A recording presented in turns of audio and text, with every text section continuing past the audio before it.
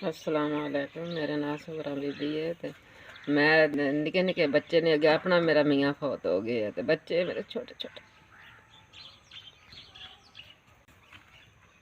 मंगलवंता का पाई थी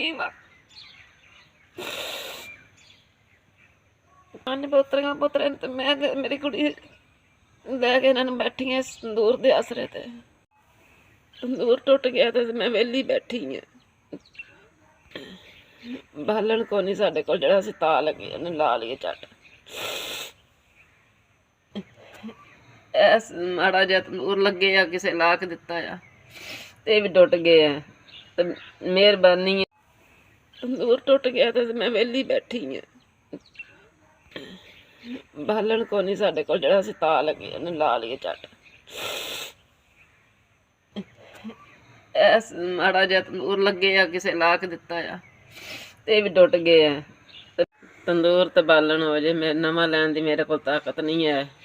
मैं ते इसे आसरे ते बैठी है ते भी टुट गया।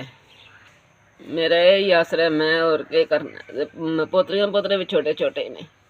नवा तंदूर आ जाए तो बालन आ जाए तो मैं तपा के ते मैं बच्चों वास्ते रोजी कमा ला।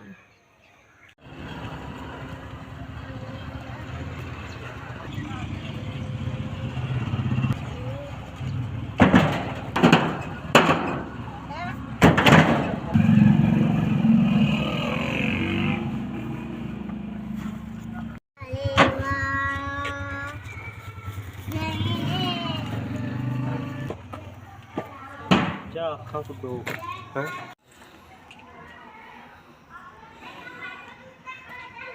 पानी थोड़ा भला वे अल्लाह तंदरुस्ती दे जे ते अल्लाह चोखा दे जे।